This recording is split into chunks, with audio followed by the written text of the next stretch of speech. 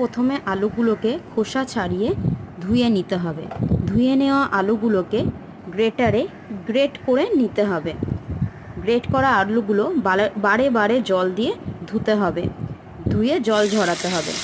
জল ঝরা আলুগুলোকে তেল গরম হয়ে আসলে সেই তেলে দিয়ে দিতে হবে, যতক্ষণ পর্যন্ত না আলুর রং গোল্ডেন ব্রাউন হয়ে যায়।